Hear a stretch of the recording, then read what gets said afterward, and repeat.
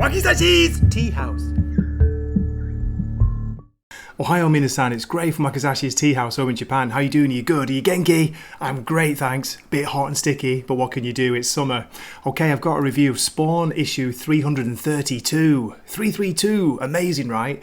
Still priced at $2.99. It's written by Rory McConville. It's got art by Carlo Barberi. And some fantastic art of Spawn, great images of Spawn. In this issue, we get to see more of Cogliostro's story. He is, well, I better not reveal it here, you'll see it in the story summary, but he reveals himself to Spawn, and Spawn finds out, after all this time, who he really is and what he's been doing, what his plan is. First of all, look at this cover. This is by Lionel Yu. I'm not sure how you pronounce it, but fantastic image. I love this one. Two guns blazing away. Look at the muscles on him. Wow, I wish I had a rack like that. Okay, so is the issue any good? Is it worth buying? Well, if you enjoyed last issue, which I think is one of the best issues in the last couple of years, definitely get this one because it builds up from that. It adds more to it. It tells more of Cogliostro. I nearly said the name then.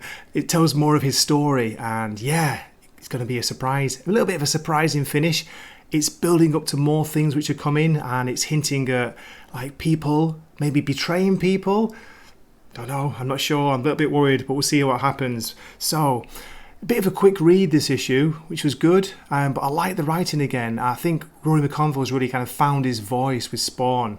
Now, let me show you a little bit of the interior art from Barberi. Look at this. What a great image. This is the opening page. You've got Spawn striding through a wintry landscape on his way to meet Cog. So, that's about it. Yeah, I would say if you're into Spawn, you enjoyed last issue, definitely go and get this one. It's another great issue.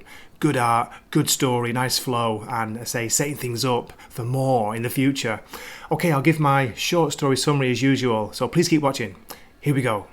We open on a snowy landscape with a very muscular looking Spawn. Great image there by Carlo Barberi. He hears a voice. It's Cogliostro. Spawn asks him why he wanted to meet there, and Cog talks about it's the place where my brother died. Then there's references to how Cog got off Omega Island, which goes back to Spawn Universe issue 1, all the way back last year. Spawn is talking about the tear in time, causing chaos. Spawn asks Cog if it's reversible. For Cog's help, he wants something in return. He needs a dead zone.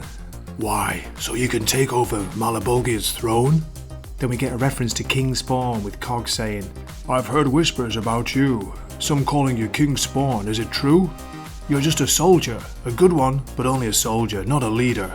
But Spawn's wary. He knows that if he gives Cog the dead zone, he's going to take over, he's going to be on the throne, he's going to become the king, a king of hell.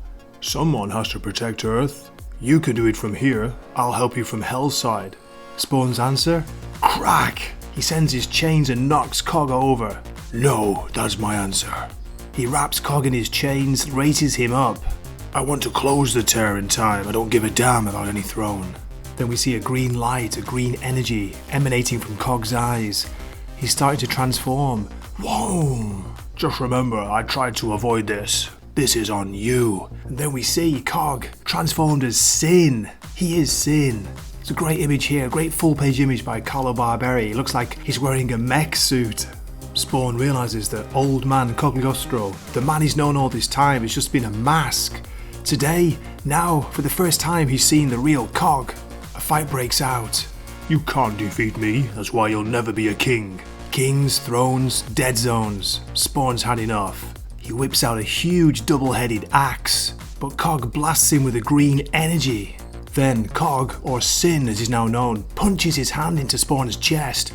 We see Spawn screaming in pain. I owe it all to you. And it's at this moment Spawn realizes that Cogliostro, Sin, he's the one who's been tracking down the Hell Spawn. He's been destroying them and stealing their energy, and now he's after Spawn's. Sin tells Spawn he's going to drain his power so he can open up dead zones by himself, but Spawn has a surprise for him. You're wrong, I don't have those powers anymore. It turns out that Spawn's hidden the power somewhere. Somewhere you'll never find it, he tells Sin. And then, from the side we hear a strange voice. Get away! Boom! Always have backup. In comes Cygor and punches Sin flying. He picks up Spawn and they leave. There's still a few pages left, but I'll end my story summary here. Okay, we've got some great news for fans of Francesco Martina's art. Check out this variant cover by him, isn't it glorious? And next month's issue, it says August, but it'll be September, which is going to be Spawn 333, very lucky number. Another Martina cover, look at this one, black and white and moody as heck. So, as always, thank you for watching my review. I hope you enjoyed it. Please let me know what you thought about the issue. And I hope to see you in a future video. This is Gray from Wakazashi's Tea House, signing off for the morning. Matane! Wakazashi's Tea House. Please subscribe.